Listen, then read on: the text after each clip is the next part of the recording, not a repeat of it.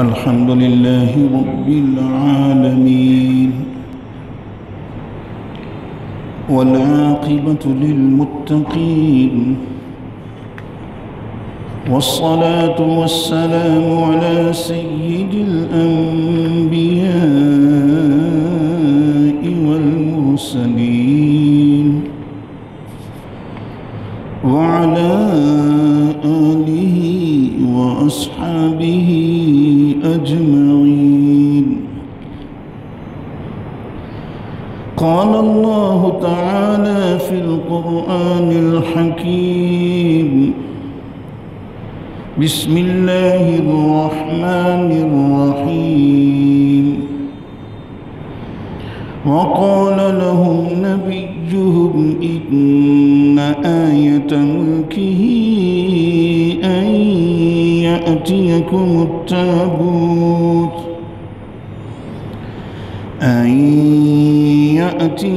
التابوت فيه سكينة من ربكم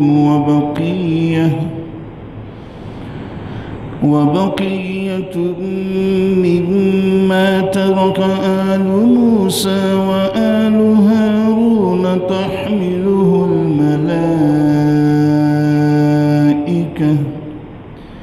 إن في ذلك لآية لكم إن كنتم مؤمنين.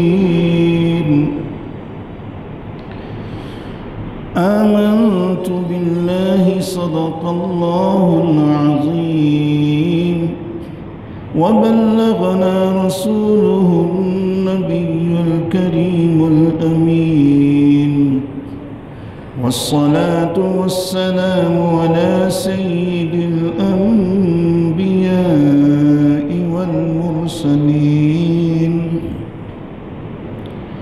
وعلى آله وأصحابه أجمعين.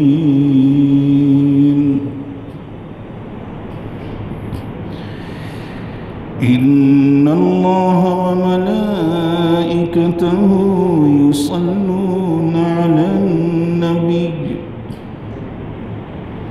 يا أيها الذين آمنوا صلوا عليه وسلموا تسليما.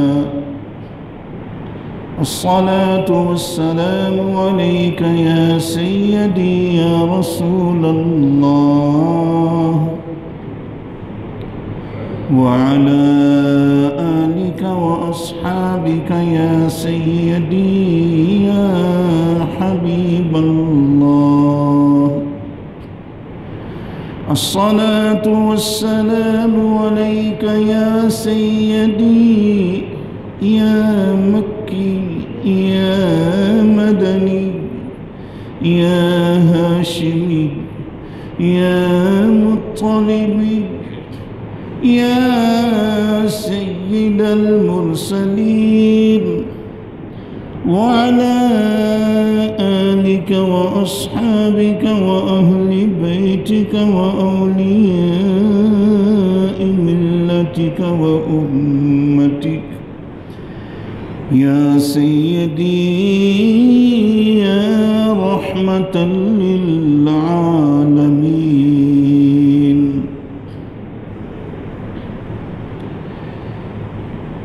تمام تعریفیں اس خالق حقیقی کے لیے جس نے اپنی پیارے حبیب رؤوف الرحیم ذریتی صلی اللہ علیہ وآلہ وسلم کے تصدق سے کائنات کو پیدا کیا. بے شمار بے حد و بے حساب درود و سلام کے تحفے اس بارگاہ محبوبیت میں جن کے صدقہ سے یہ کائنات معرض وجود میں آئی.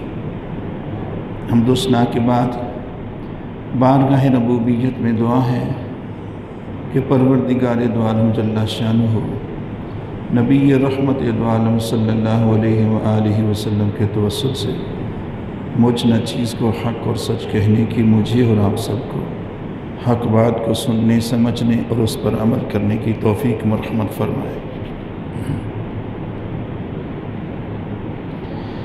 حضرات ذی وقار गुज़श्ता जुमातुल मुबारक की गुफ्तगू में यही आयत करीमा तिलावत की थी जिसका तर्जुमा है, और उनके नबी ने उन्हें फरमाया कि बेशक कि ये बादशाह अल्लाह की तरफ से है। इसकी निशानी ये है कि आए तुम्हारे पास ताबूत, संदूक, जिसमें सकीनत है तुम्हारे रब की तरफ से, इत्मीनान है तुम्हारे रब की तरफ से, उसमें बकिया छोड़ी हुई चीज़ें हैं, मूसा, आले मूसा और आले हारून की, और फरिश्तों ने उस ताबूत को उठा रखा है।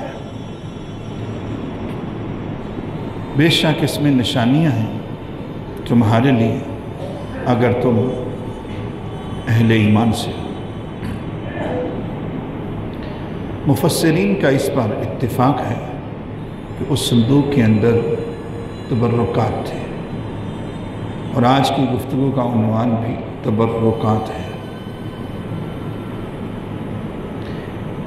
उस संदूक के अंदर तबर्रुकात थे, हज़रत मूसा अलैहिस्सलाम की इस्तेमाल शुदा निस्बत की चीज़ें, हारून नबी अलैहिस्सलाम की इस्तेमाल शुदा और निस्बत की चीज़ें उस संदूक के अंदर थी। और उसका फ़ायदा ये पहुँचता था कि बनी इसराइल उस संदूक को मैदान जंग में अपने साथ रखते, और उस संदूक को, ताबूत को अपने सामने रख कर फिर अपने रब करीम जल्ला शानहू से दुआ करते, फ़तह की दुआ मांगते। अल्लाह ताला उन्हें हर मैदान में फ़तह और नुसरत अता फरमाता। ये उस ताबूत, उस संदूक की बरकत से उन्हें फ़तह मिल जाती। बरकत क्या होती है और तबर्रुकात क्या है?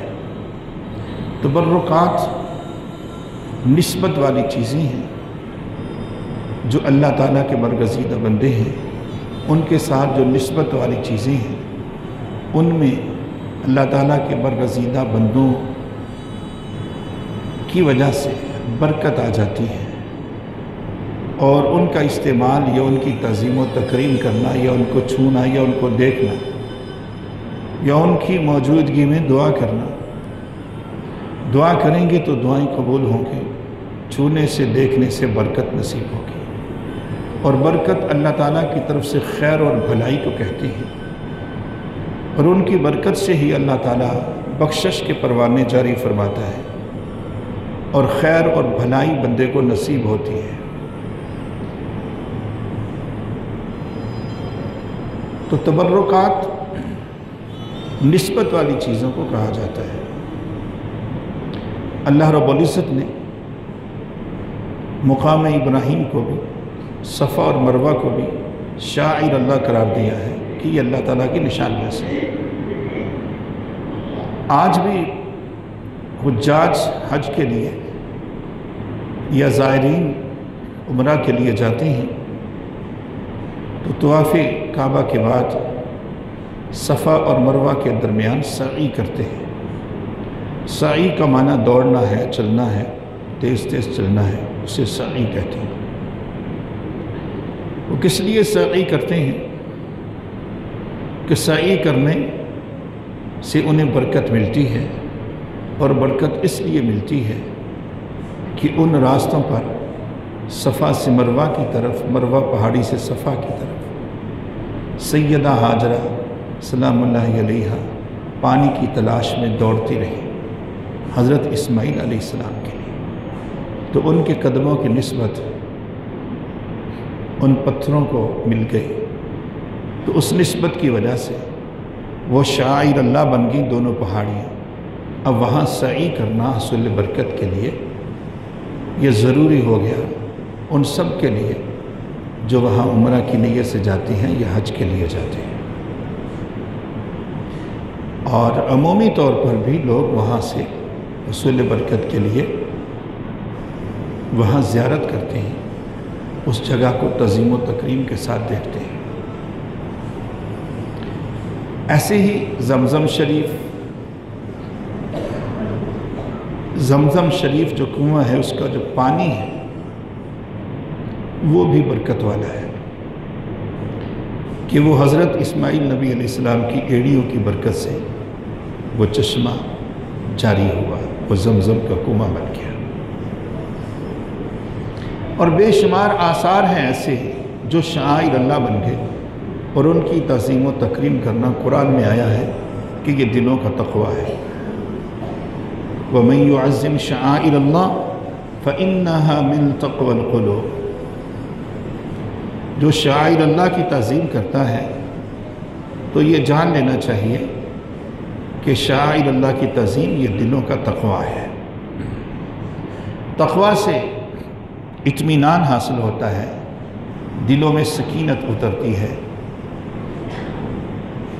اطمینان قلب نصیب ہوتا ہے۔ تو تبرکات نسبت والی چیزوں کو کہا جاتا ہے۔ نبی رحمت صلی اللہ علیہ وآلہ وسلم کی نسبت والی چیزیں، آپ کا لعاب دہن، آپ کے منہ شریف، آپ کا لباس، اور وہ خاک جہاں نبی رحمت صلی اللہ علیہ وآلہ وسلم جس زمین پر چلتے رہے، وہ خاک کے شفا بن گئے۔ وہ کھانا جس طرف نگاہ مصطفیٰ پڑی صلی اللہ علیہ وآلہ وسلم، وہ بھی تبرک بن گئی۔ جس چیز کو ہاتھ لگایا وہ چیز برکت والی ہو گئی، جس چیز کی طرف محبت سے دیکھا وہ چیز برکت والی ہو گئی۔ وہ تمام چیزیں تبرکات بن گئی۔ جن چیزوں کو استعمال کیا، آپ کی نالین شریف، وہ بھی برکت والی، وہ بھی تبرک ہے۔ اسے دیکھنا، اسے چھونا، اس میں خیر ہے، بھلائی ہے، اور ذریعہ بخشش ہے، ذریعہ نجات ہے۔ یعنی انسان کے لیے جو کچھ بہتر ہے، انسان کے لیے جو بھلائی کی چیزیں ہیں، انسان کی بخشش کے لیے جو چیزیں بہتر ہیں، وہ تمام چیزیں اور وہ تمام بھلائیاں انہی برکت والی چیزوں کے ذریعے سے انسان کو میسر آتی ہیں۔ یہ جو تبرکات ہے، نسبت والی چیزیں، اور اہل محبت، اہل ایمان ازل سے ہی جب سے انسان نے شعور پکڑا ہے اور صاحب ایمان ہوا ہے، ایسی چیزوں سے برکت حاصل کرتا آیا ہے۔ قرآن و سنت میں بھی اس کے بے شمار ثبوت موجود ہے۔ مسجد اقصیٰ کے حوالے سے بھی 15ویں پارے میں موجود ہے۔ اللہ کریم جل شانہ فرماتا ہے کہ اس کے ارد گرد ہم نے برکت رکھ دی ہے، بارکنا حولا، اس کے ارد گرد ہم نے برکت رکھ دی ہے۔ اور یہ بھی آپ جانتے ہیں کہ حضرت یعقوب نبی علیہ السلام کی جب بینائی جاتی رہی، آنکھوں نے دیکھنا چھوڑ دیا، بصارت جاتی رہی، تو یوسف نبی علیہ السلام نے اپنا قمیص کافرے والوں کو دیا اور کہا میرے ابا جان حضور سے یہ درخواست کرنا کہ یہ میرا قمیص ہے جسے میں نے استعمال کیا ہے، یہ اپنی آنکھوں پہ رکھنا تو آنکھوں کا نور واپس آ جائے گا۔ سورہ یوسف کے اندر یہ بھی موجود ہے۔ پھر وہ قمیص پہنچتا ہے، پھر آپ اپنی آنکھوں پر اس قمیص کو ملتے ہیں تو اس قمیص کی برکت سے بینائی لوٹ آتی ہے، آنکھوں کی روشنی واپس آ جاتی ہے۔ اس طرح بہت سے حوالہ جات موجود ہیں، قرآن کے اندر بھی، احادیث کے اندر بھی، اور آثار صحابہ میں بھی، اور اس دور کے اندر بھی بہت سے دلائل ایسے موجود ہیں کہ حصول برکت کے لیے اللہ تعالیٰ کے ولیوں کے درباروں پہ بھی جاتے ہیں۔ مقصد یہی ہوتا ہے کہ وہ جگہیں برکت والی ہوتی ہیں، جہاں اللہ تعالیٰ کے صالح بندے کا وجود ہوتا ہے، وہ جگہ برکت والی ہو جاتی ہے۔ اپنی مسجدوں کو لے لیں، ان کی نسبت جب کر دیتی ہیں کہ یہ اللہ کا گھر ہے، اپنے ہاتھوں سے بناتے ہیں، اپنے ہاتھوں سے تعمیر کرتے ہیں، अपनी ही इस ज़मीन की मिट्टी को इस्तेमाल करते हैं, यहीं की ईंटें होती हैं, यहीं की सारी अशिया होती हैं, लेकिन जिस चीज़ की निस्बत मस्जिद के साथ हो जाती है और जो जगह मस्जिद बन जाती है वो बरकत वाली हो जाती है कि इसकी निस्बत अल्लाह ताला से होगी, तो उसमें बरकत होती है। यहाँ भी आप दुआ करते हैं, घर में भी दुआ करते हैं। घर में दुआ की कबूलियत का आलम और है, मस्जिद में दुआ की कबूलियत का आलम और है, बहुत फ़र्क पड़ जाता है। मस्जिद की जानिब आप चल कर आते हैं तो हर कदम पर अल्लाह रब्बुल इज़्ज़त नेकियां अता करता है और हर कदम पर गुनाहों को मिटा देता है। नबी रहमत सल्लल्लाहु अलैहि वसल्लम के एक सहाबी का घर मस्जिद से बहुत दूर था। अर्ज़ की हुज़ूर, मैं चाहता हूँ मस्जिद नबवी शरीफ के करीब अपना घर बना लूँ, घर बहुत दूर है, दूर से आना पड़ता है। फरमाया नहीं, वहीं रहने दो, जितने कदम आप चल के आते हैं उतने ही गुनाह मिट जाते हैं, उतनी ही नेकियां बढ़ जाती हैं जितने कदम आप दूर से चल के आते हैं। तो मस्जिद की जानब चलने से भी नेकियां बढ़ जाती हैं, नेकियां मिलती हैं, गुनाह मिट जाते हैं। तो मस्जिदें भी बरकत वाली जगह हो गई। किस वजह से? कि इनकी निस्बत अल्लाह ताला के साथ हो। जिस जगह की निस्बत अल्लाह ताला के साथ हो जाए वो जगह भी बरकत वाली होती है। जिस चीज़ की निस्बत अल्लाह ताला के साथ हो जाए वो भी बरकत वाली हो जाती है। और जो शख्स, जो बंदा, जो इंसान सालेह बनकर अपनी निस्बत अल्लाह ताला से कायम कर लेता है, वो ज़ात, वो शख्सियत अल्लाह का वली होकर वो भी बरकत वाला हो जाता है। और उस अल्लाह के प्यारे की हर चीज़, इस्तेमाल की हर चीज़, उसमें बरकत आ जाती है। इन्हें ही तबर्रुकात कहते हैं, यही चीज़ें तबर्रुकात हैं। ऐसे ही हम जब अल्लाह ताला के लिए सदका और खैरात करते हैं तो वो रुपया, पैसा या वो चीज़ें वो भी तबर्रुक बन जाती हैं। ऐसे ही जब अल्लाह के वलियों के नाम का हम ख़त्म शरीफ दिलाते हैं तो ख़त्म की हर चीज़ में भी बरकत आ जाती है, वो भी तबर्रुक हो जाता है। रुए ज़मीन के तमाम पानी बैठकर पीना ज़रूरी है और हुक्म है कि पानी बैठकर पिया जाए। और इसमें इस कदर सख्ती है कि अगर भूल कर खड़े होकर पी लिया जाए तो उसे क्या कर देना चाहिए। लेकिन जब ज़मज़म शरीफ की बारी आए तो फिर हुक्म है कि ताज़ीमन खड़े होकर, इस पानी में चूँकि बरकत है तो खड़े होकर इसको पिया जाए। तो ये बरकतें हैं, बरकत वाली चीज़ें हैं। अल्लाह ताला अपनी बरकतें, अपनी रहमत की बरकतें, अपनी नज़रे करम की बरकतें उन चीज़ों में डाल देता है तो वो चीज़ें मुतबर्रक हो जाती हैं और उनके इस्तेमाल से, उनके देखने से अल्लाह ताला बरकतें अता करता है। ऐसे ही साअतों के अंदर, वक्त के अंदर भी बरकतें होती हैं। जैसे जुमा का दिन है, ये भी जैसे आम दिन है वैसे ये दिन भी है, उसी तरह सूरज भी चढ़ा, सारे ज़िंदगी के मामलात हैं। लेकिन चूँकि इस दिन की निस्बत जो है बहुत मुक़द्दस है और ये जुमा का दिन है तो इस दिन भी खैर व भलाई की बहुत सी चीज़ें होती हैं, इसलिए ये दिन भी मुतबर्रक है, मुबारक है। इसलिए कहते हैं जुमा मुबारक, बरकत वाला दिन।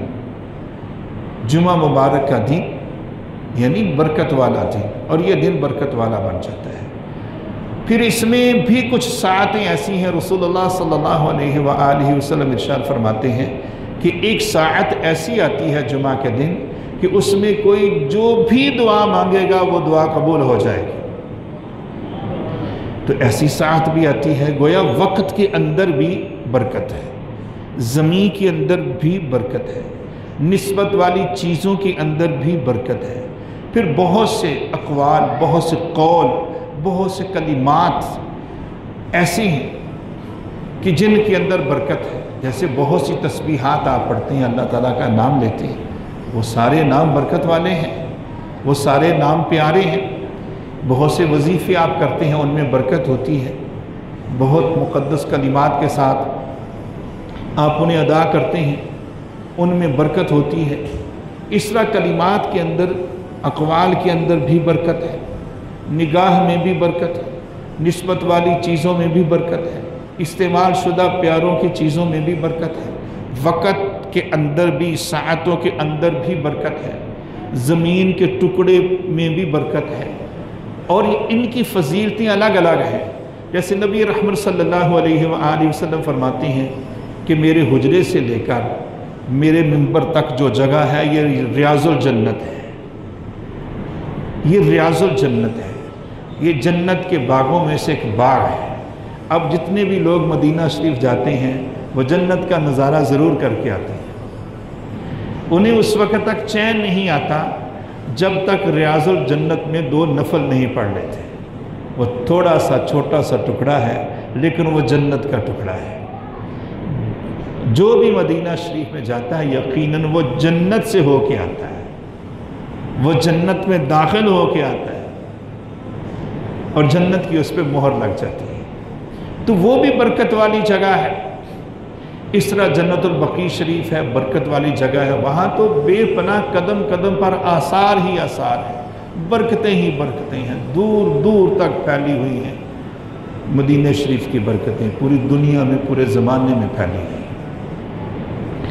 تو یہ ساری گفتگو کرنے کا حاصل یہ ہے کہ ہم اس بات کو اچھی طرح جان سکیں کہ نسبت والی چیزوں میں برکت ہوتی ہے۔ جس چیز میں برکت ہوتی ہے اسے تبرک کہتے ہیں، تبرک، جس سے برکت حاصل کی جائے۔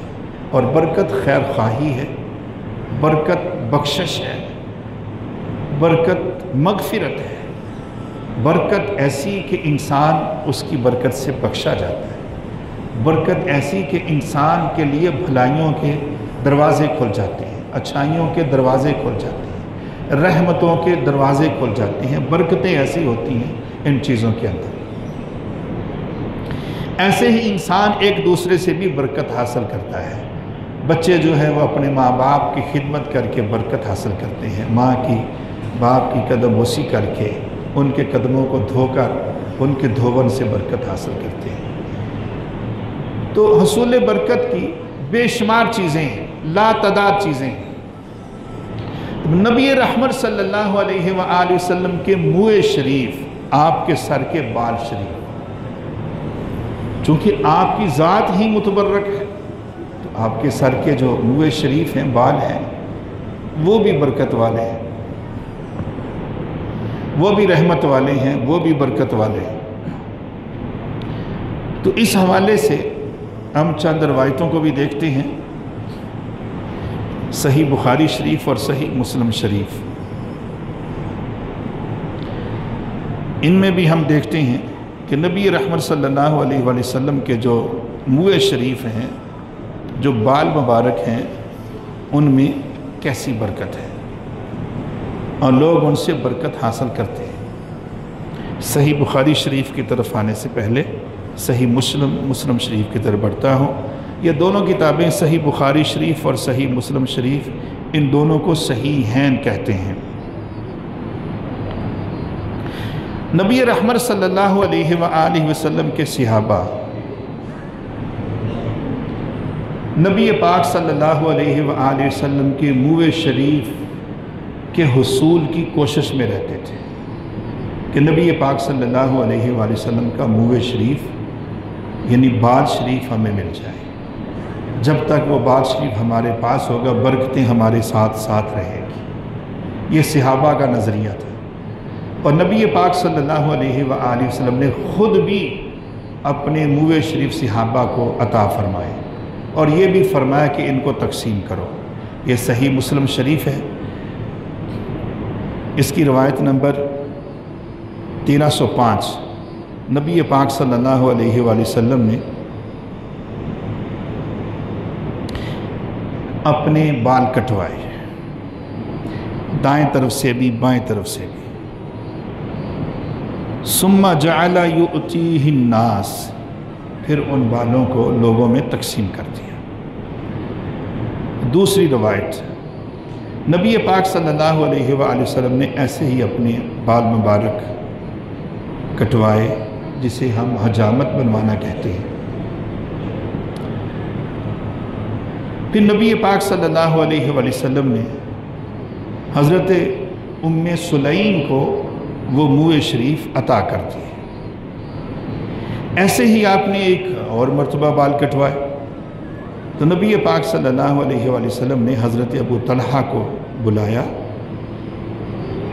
और उन्हें वो अता फरमा दी। ऐसे ही फिर आपने बाल कटवाए और फिर हज़रत अबू तलहा को बुलाया, फ़अताहु इय्याहु, वो बाल फिर आपने उन्हें अता कर दी। फिर ऐसे ही एक और मर्तबा नबी पाक सल्लल्लाहु अलैहि वसल्लम ने बाल कटवाए, फ़अताहु अबा तलहा फ़क़ाला इक़सिमहु बैनन नास, आपने वो बाल हज़रत अबू तलहा को अता की और फरमाया कि मेरे इन बालों को लोगों में तकसीम कर दो। गोया नबी पाक सल्लल्लाहु अलैहि वसल्लम खुद भी तो नहीं फरमा रहे हैं कि मेरे ये बाल बरकतों से लबरेज़ है, जिसके पास होंगे उनके लिए भलाई ही भलाई है, उनके लिए अच्छाई ही अच्छाई है, उनके लिए बख्शिश के परवाने जारी हो जाएंगे, रहमत के दरिया उनके लिए जारी हो जाएंगे। इसलिए आपने ख़ुद वो मुँह शरीफ अपने तकसीम करवाए। सही मुस्लिम शरीफ, सही मुस्लिम शरीफ और सही बुखारी, इन दोनों किताबों को सही हैं कहते हैं, सही हैं। और जब आप कभी किसी किताब का मुताला कर रहे हों तो हवाला के तौर पर लिखा होता है मुत्तफ़क़ुन अलैहि। मुत्तफ़क़ुन अलैहि से मुराद ये होती है कि ये जो हदीस बयान हुई है इस पर सही बुखारी इमाम बुखारी का भी इत्तिफ़ाक़ है, इमाम मुस्लिम का भी इत्तिफ़ाक़ है, ये दोनों किताबों के अंदर मौजूद है। वो बहुत ही मोतबर हदीस होती है। तो ये भी आप जानते हैं, उलमा से आपने सुन रखा है कि हज़रत खालिद बिन वलीद रज़ियल्लाहु तआला अन्हु मैदान जंग में लड़ रहे थे और दुश्मन आपके सर पे पहुंच गया। अचानक आपकी टोपी गिर गई। चाहिए था कि आप डट के दुश्मन का मुकाबला करते, अब मुकाबला करना भूल गए, लड़ना भूल गए। ऐन उस वक्त कि जब लड़ाई जोरों पर थी और दुश्मन हमलावर था, आप बुलंद आवाज से पुकार रहे हैं मेरी टोपी, मेरी टोपी, मुझे टोपी दो, मेरी टोपी कहाँ है। टोपी की फिक्र पड़ गई, टोपी की तलाश शुरू हो गई जंग के दौरान, जबकि उस वक्त तो कुछ होश नहीं होती। फिर आपको किसी ने टोपी उठा के दी, आपने वो टोपी पहनी और फतह हासिल की। आपसे पूछा हुजूर, ऐन उस वक्त जब दुश्मन आपको ललकार रहा था, हमला आवर था, आप दुश्मन की जद में थे, तो आपको अपनी टोपी की फ़िक्र पड़ गई, ये कैसी बात आपने कर दी। आपने फरमाया तुम नहीं जानते, उस टोपी के अंदर मेरे महबूब आका का बाल शरीफ है, और जब तक टोपी सर में होती है मुझे यकीन होता है इसकी बरकत से मैं फ़तह हासिल कर लूँगा। जब टोपी गिर गई तो मुझे फ़तह पर यकीन न रहा। हसूल फ़तह के लिए मैंने दुश्मन को नहीं ललकारा बल्कि टोपी को तलाश किया। जो ही मैंने टोपी पहनी अब मुझे यकीन हो गया मैं फ़तह हासिल कर लूँगा। तो इस तरह तबर्रुकात से बरकत हासिल करते आए हैं सहाबा भी, ताबईन भी, तबा ताबईन भी, और आज भी मोमिनीन इस तरह जो है बरकत हासिल करते हैं तबर्रुकात से। दीगर रवायात की तरफ भी हम बढ़ते हैं।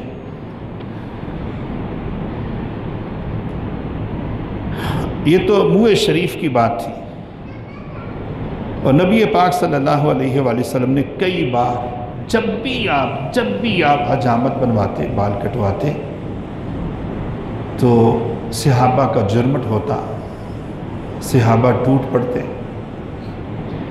उन बालों के हसूल के लिए, मुँह शरीफ के हसूल के लिए जो नबी पाक सल्लल्लाहु अलैहि वसल्लम से निस्बत वाले होते, और वो हासिल कर लेते। फिर उसकी बरकतें बेपनाह होती। मकबूजा कश्मीर के अंदर भी, कश्मीर को भी तारीख़ में मदीना तो सानी कहा जाता है। उसकी वजह क्या है कि वहाँ नबी पाक सल्लल्लाहु अलैहि वसल्लम का बाल शरीफ है, एक बहुत बड़ा गुंबद है और उसके साथ बहुत बड़ा मीनार है। देखने में लगता है कि किसी अल्लाह के वली का रोज़ा होगा, उसका दरबार होगा, लेकिन वो किसी अल्लाह के वली का दरबार नहीं। उस गुंबद के अंदर नबी पाक का मुँह शरीफ है। اس لیے، اور اسے حضرت بل کہتے ہیں، حضرت بل، بل کا معنی بال، بال کو تعظیماً جیسے ہم لفظ شریف استعمال کرتے ہیں تعظیماً، ایسے ہی کشمیر والے حضرت کا لفظ استعمال کرتے ہیں تعظیماً، حضرت بل یعنی بال شریف، منہ شریف۔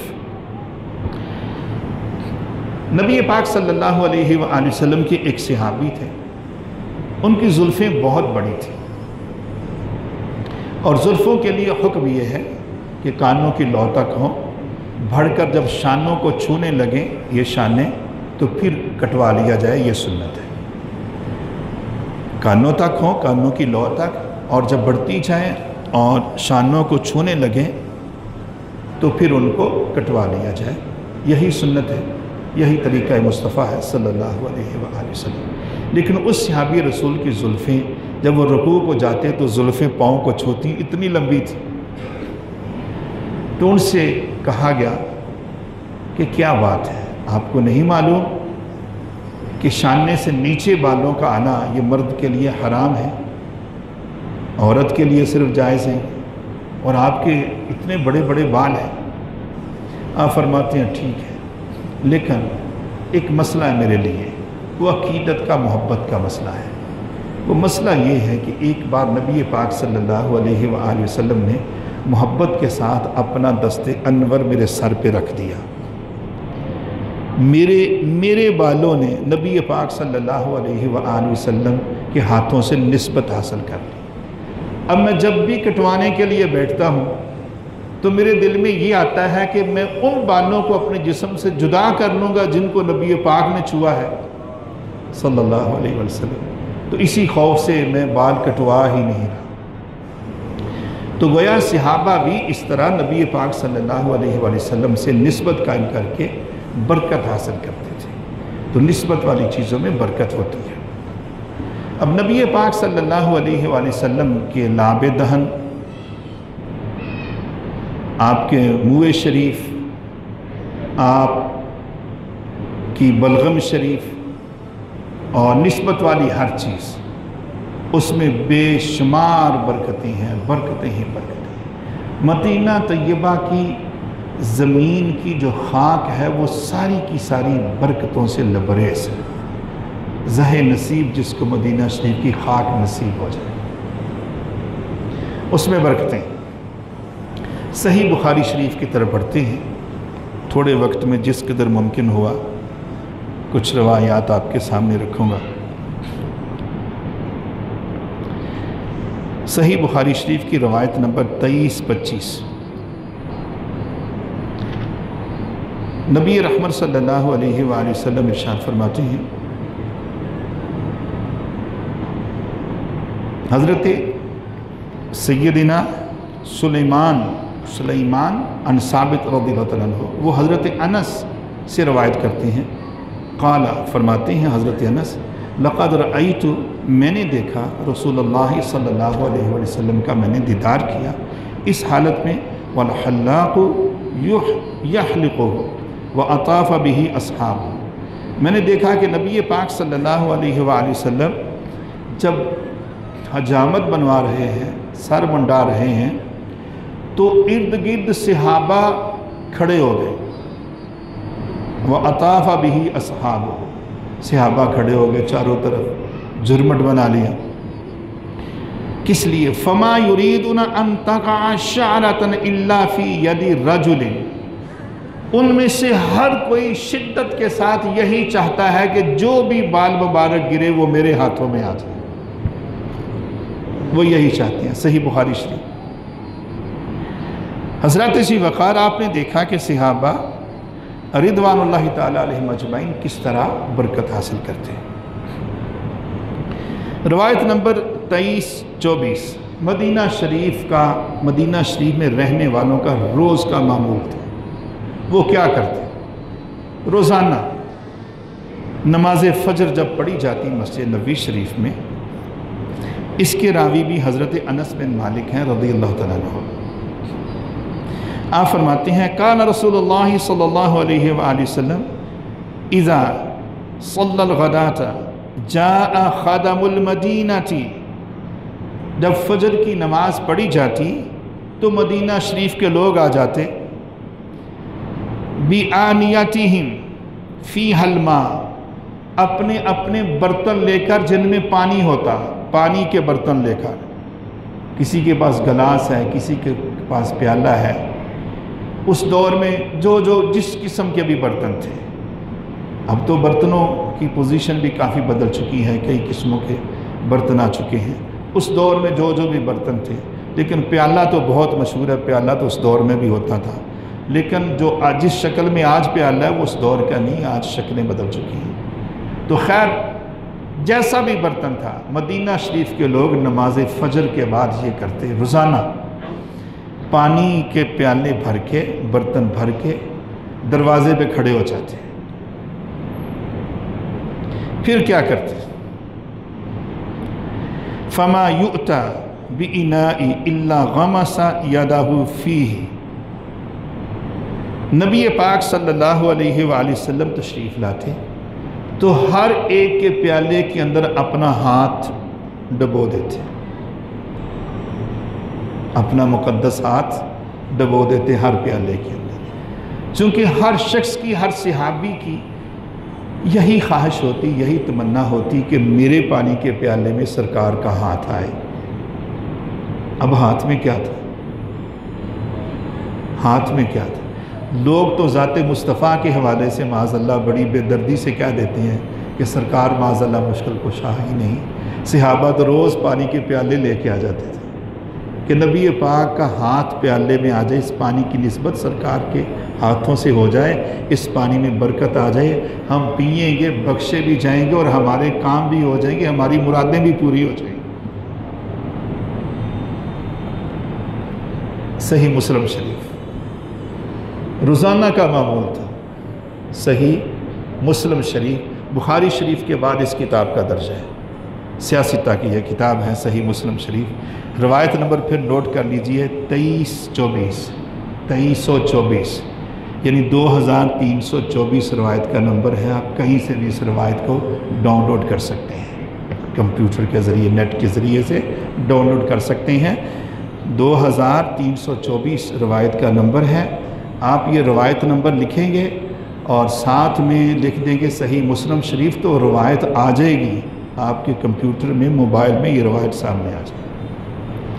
روزانہ اپنے اپنے پیالے لے کے، برتن لے کے مسجد نبی شریف میں نماز پڑھ کے لوگ یوں کھڑے ہو جاتے ہیں، اور نبی پاک صلی اللہ علیہ وآلہ وسلم جانتے تھے کہ یہ کیوں کھڑے ہوئے ہیں۔ اسی لیے کھڑے ہوئے کہ اپنا مقدس ہاتھ برکت کے لیے اس پیالے میں رکھ دیں، تاکہ اس پانی کی نسبت ہو جائے ہاتھوں سے اور اس پانی میں برکت آ جائے۔ یہ روزانہ کا معمول تھا۔ اور راوی لکھتے ہیں کہ سرکار بھی اپنے غلاموں سے اتنا پیار کرتے تھے، اگر سردیاں بھی ہوتی، پانی ٹھنڈا ٹھار بھی ہوتا، سردی بھی لگتی، سرکار پھر بھی اپنا ہاتھ ڈبو دیتے تھے کہ یہ محروم نہ جائے۔ اب کتنے پیالے ہوں گے اور ٹھنڈے ہوں گے سب، اور سب میں سرکار اپنا ہاتھ ڈبو رہے ہوں گے حصول برکت کے لیے۔ اب دیکھو کہ صحابہ کا عقیدہ کیا تھا۔ کیا بتاؤ مجھے، جو صحابہ کا نظری عقیدہ تھا وہی ہمارا نہیں؟ ہم بھی تو اسی برکت کے لیے ترستے ہیں، ہم بھی تو اسی برکت کو حاصل کرنے کے لیے بھاگتے ہیں۔ کبھی ولیوں کے درباروں پہ جاتے ہیں، اور اگر سعادت مل جائے تو مدینہ شریف بھی جاتے ہیں، مکہ شریف بھی جاتے ہیں۔ حضرات اسی وقت میں دوبارہ صحیح بخاری شریف کی طرف آنا چاہوں گا، صحیح بخاری شریف کی طرف 5 منٹ ہیں۔ یہ روایت بہت طویل ہے، بہت لمبی ہے، لیکن اس کا مختصر خلاصہ آپ کے سامنے رکھوں گا۔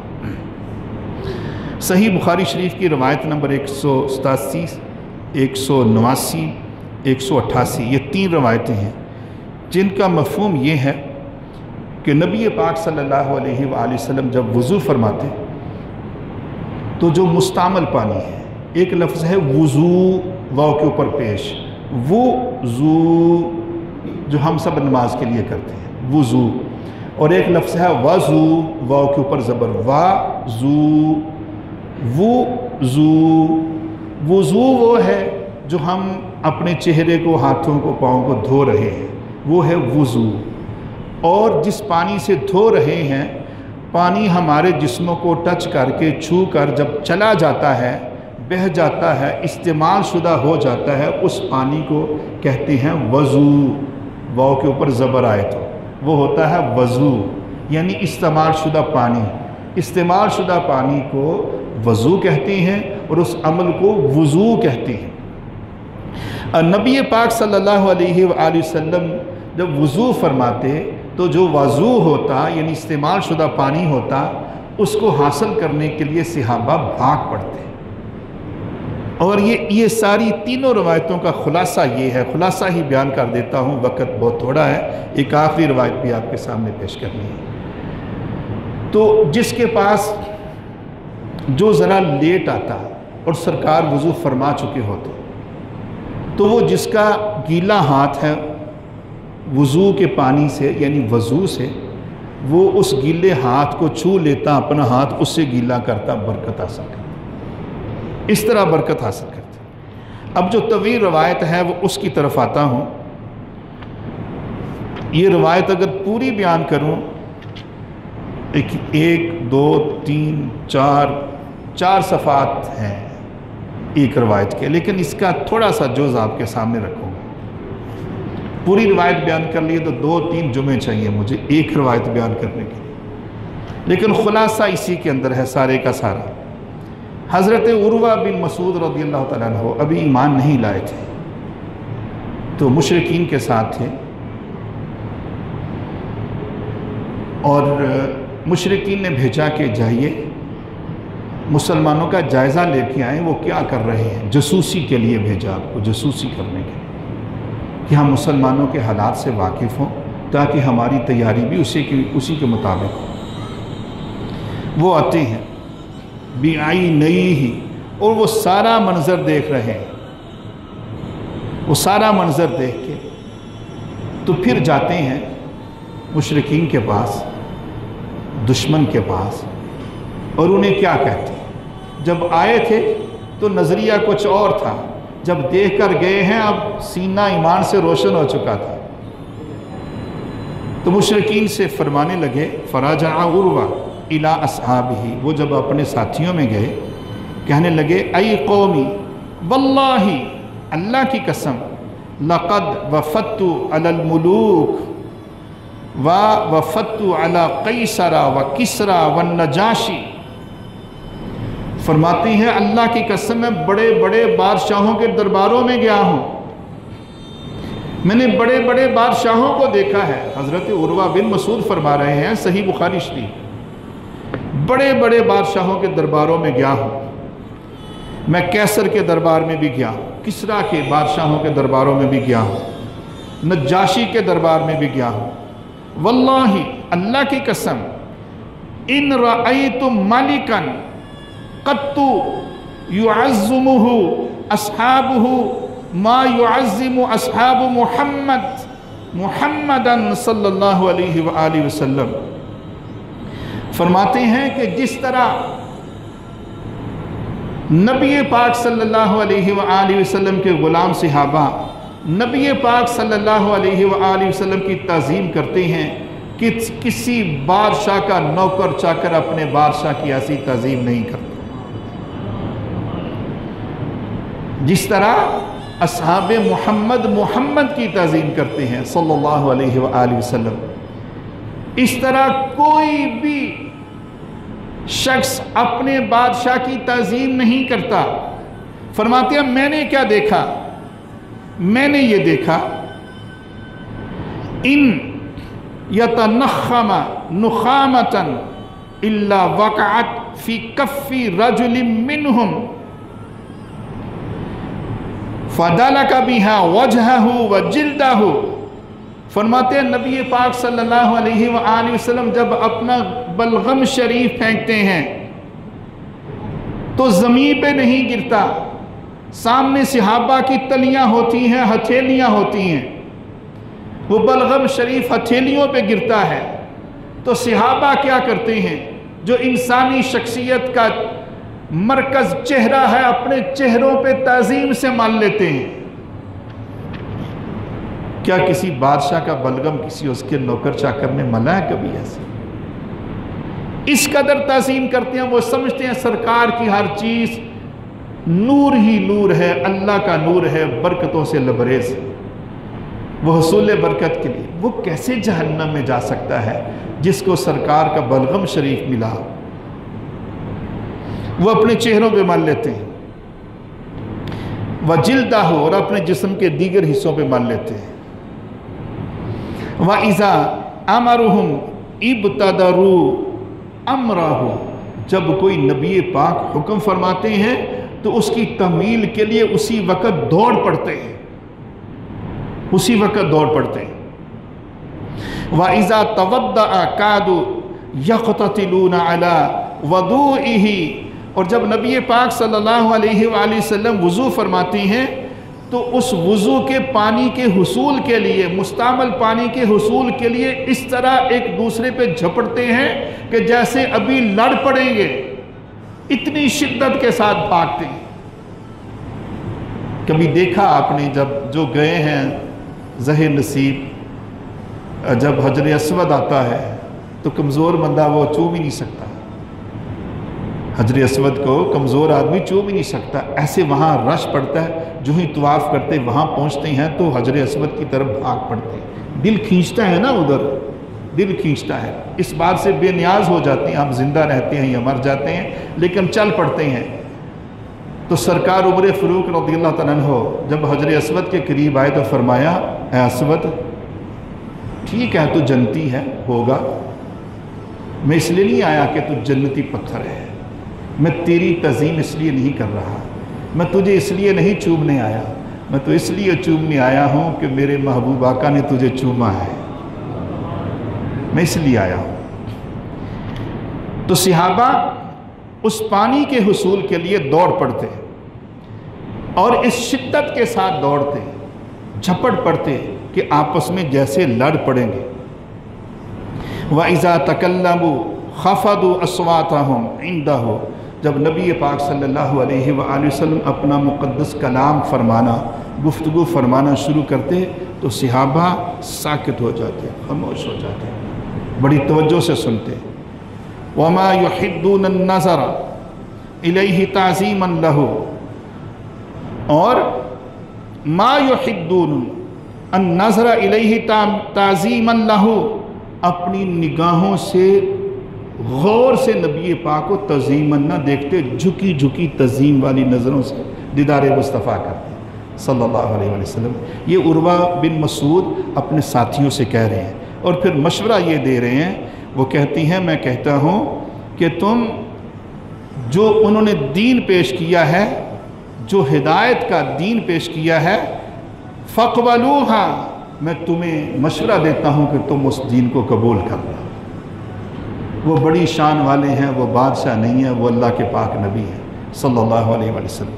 حضرت ذی وقار، چونکہ گفتگو کا عنوان تبرکات تھا تو تبرکات کے حوالے سے آپ نے بہت سی روایتیں آپ نے سنی، آپ نے دیکھی، براہ راست آپ کا تعلق حدیث رسول سے قائم کر دیا اور آپ نے دیکھ لیا، زبانی جو کوئی بات نہیں ہے، وہی جو قرآن و سنت کے اندر اور صحیح روایتوں کے اندر موجود ہے۔ ہمارا مسلک، ہمارا عقیدہ، ہمارا نظریہ سارے کا سارا قرآن اور سیاستہ کے اندر موجود ہے، ایک بھی چیز ایسی نہیں ہے جو قرآن و سنت سے باہر ہو۔ ہمیں یوں ہی بدعتی کہہ کر ناجائز فتوے لگا کے مسلمانوں میں انتشار پیدا کرنے کی کوشش کی جاتی ہے، ایسے لوگوں سے بحث نہیں کرنی چاہیے اور ایسے لوگوں سے بچنا چاہیے۔ آپ نے جس راستے کا تعین کیا ہے وہ سچا راستہ ہے، وہ سیدھا راستہ ہے، وہ نفیس راستہ ہے، وہ پکیزہ راستہ ہے اور وہ برکتوں سے لبریز راستہ ہے، اور اس راستے کا نام ہے اہل سنت و جماعت۔ آپ سنی ہیں الحمدللہ، آپ کا عقیدہ، آپ کا نظریہ، آپ کا ایمان قرآن و سنت کے عین مطابق ہے، آپ کا عقیدہ وہی ہے جو صحابہ کا تھا رضوان اللہ تعالیٰ علیہم اجمعین۔ دعا ہے کہ رب تعالیٰ اپنے برگزیدہ بندوں کے صدقہ سے ہمیں برکت والی چیزوں سے برکت حاصل کرنے کی توفیق نصیب فرمائے۔ وآخر دعوانا ان الحمدللہ رب العالمین۔